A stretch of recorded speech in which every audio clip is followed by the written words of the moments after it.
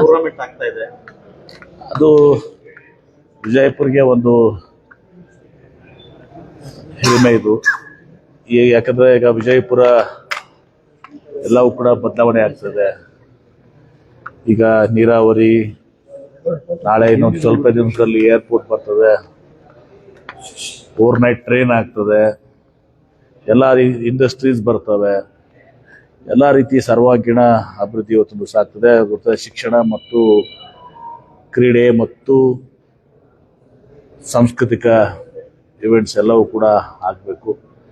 ಆ ದಿಶೆಯಲ್ಲಿ ಕ್ರೀಡೆಯಲ್ಲಿ ನಮ್ಮ ಸ್ನೇಹಿತರಾದಂಥ ಮಾಜಿ ಸಚಿವರಾದಂಥ ಶ್ರೀ ಕುಮಾರ್ ಬಂಗಾರಪ್ಪನವರ ಒಂದು ಬ್ಯಾಡ್ಮಿಂಟನ್ ಟೂರ್ನಮೆಂಟನ್ನು ವಿಜಯಪುರದಲ್ಲಿ ಇವತ್ತು ಆಯೋಜಿಸಬೇಕು ಅಂಥೇಳಿ ಅವರು ಆಯೋಜನೆಯನ್ನು ಮಾಡಿದ್ದಾರೆ.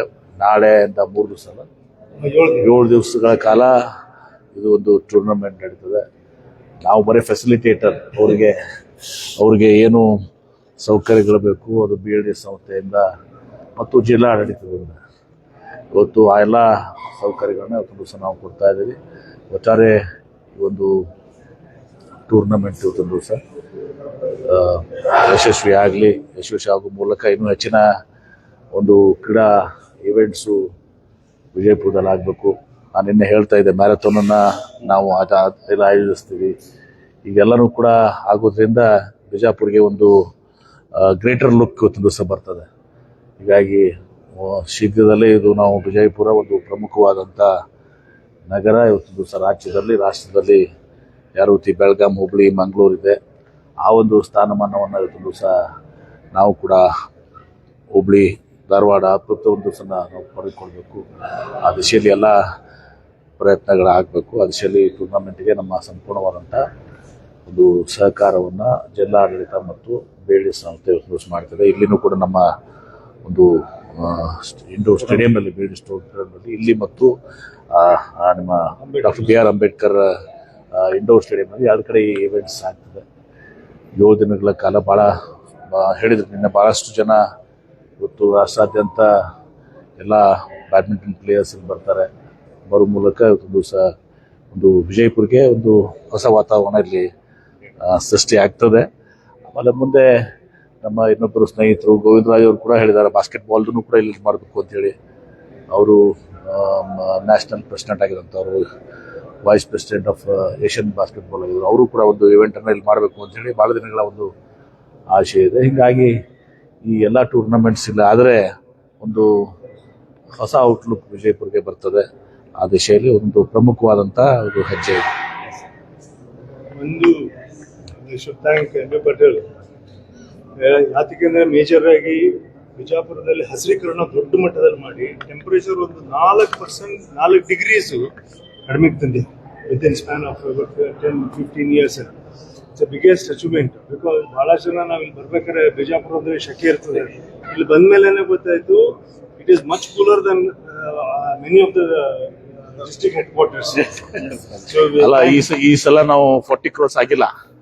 ಎಲ್ಲ ಜಿಲ್ಲೆಗಳು 44-45 ಹೋಗಿದಾವೆ.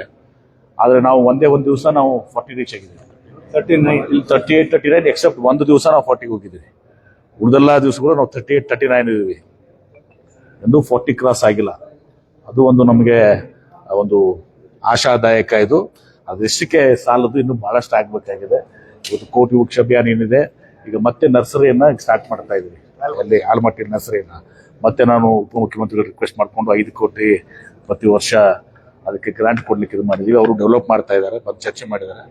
ಸೊ ನಮ್ಮ ಒಂದು ಉದ್ದೇಶ, ನಾವೆಲ್ಲರೂ ಕೂಡಿ ಪಕ್ಷಾತೀತವಾಗಿ ಎಲ್ಲ ಸಂಘ ಸಂಸ್ಥೆಗಳು ಎಲ್ಲರೂ ಕೂಡಿ ಇವತ್ತು ದಿವಸ ತಾವು ಕೂಡ ಭಾಗವಹಿಸಿದ್ದೀವಿ. ಎಲ್ಲರೂ ಕೂಡಿ ಅದು 1.5ರಿಂದ ನಾವು ಕನಿಷ್ಠ ಪಕ್ಷ 3 ಕೋಟಿಗಾದರೂ ಇವತ್ತು ದಿವಸ ನಾವು ಹೋಗಬೇಕು ಅನ್ನೋದು ಒಂದು ಕಡೆಗೆ. ಅದು 5 ಕೋಟಿ ತನಕ ಹೋಗ್ಬೇಕು ಅಲ್ಟಿಮೇಟ್ಲಿ. ಬಟ್ ಒಂದೇ ದಿವಸದ ಕೆಲಸ ಅಲ್ಲ, ಅದನ್ನ 10-15 ವರ್ಷಗಳೆಲ್ಲ ಬೇಕಾಗ್ತದೆ. ಸಾಧ್ಯ ಆದಷ್ಟು ಅದು ಹಳ್ಳಿ ದಂಡಿಗೂ ಕೂಡ ಹಳ್ಳಕ್ಕೊಮ್ಮೆ ಇದು ಸ್ಟಾರ್ಟ್ ಮಾಡ್ಮೇಲೆ ಆ ಹಳ್ಳದ ದಂಡಿಗೆ ಉಂಟಾನು ಕೂಡ ನಾವು ಇದನ್ನು ಮಾಡಬೇಕು ಅಂತೇಳಿ. ಅಲ್ಲಿ ಯಾಕಂದ್ರೆ ನೀರಿನ ಇದು ಇರ್ತದೆ. ಸೊ ಅಲ್ಲಿ ಸರ್ವೈವಲ್ ರೇಟ್ ಭಾಳ ಇಂಪಾರ್ಟೆಂಟ್. ಆ ಸರ್ವೈವಲ್ ತುಂಬ ರೇಟ್, ಯಾಕಂದ್ರೆ ಸಿದ್ದೇಶ್ವರ ಸ್ವಾಮೀಜಿ ಅದೇ ಹೇಳಿದ್ರು, ನೀವು ಗಿಡ ಹಚ್ತೀರಿ ಅದು ಸರ್ವೈವ್ ಆಗ್ಬೇಕಲ್ಲ ಅಂತೇಳಿ. ಸೊ ಆ ಸರ್ವೈವಲ್ ರೇಟ್ ಜಾಸ್ತಿ ಇರ್ತದೆ. ಹಳ್ಳದ ಗುಂಟನ್ನು ಕೂಡ ಮಾಡೋ ಮೂಲಕ ಅದು ಒಂದು ದೊಡ್ಡ ಪ್ರಮಾಣದಲ್ಲಿ ಆಗ್ತದೆ. ಸರ್, ಈಗ ರಷ್ಯಾದಿಂದ ಕ್ರೂಡ್ ಆಯಿಲ್ ತಗೊಳ್ಳೋಕೆ ಮೋದಿ ಅವರು ಅಮೆರಿಕ ಪರ್ಮಿಷನ್ ಅಚ್ಚೇ ದಿನ್ ಹೇಳಾಗಿಲ್ಲ ಒಂದು ಕೆಲಸ ಮಾಡಿ, ದಯಮಾಡಿ ಎಲ್ಲರೂ ಅಂಬೇಡ್ಕರ್ ಇಂಡೋರ್ ಸ್ಟೇಡಿಯಂ ಬರಬೇಕು ಅಂತ ವಿನಂತಿ ಮಾಡ್ತೀನಿ. ಅಲ್ಲಿ ಎಲ್ಲರನ್ನೂ ಕೂಡ ಅಲ್ಲೇ ಇಬ್ರು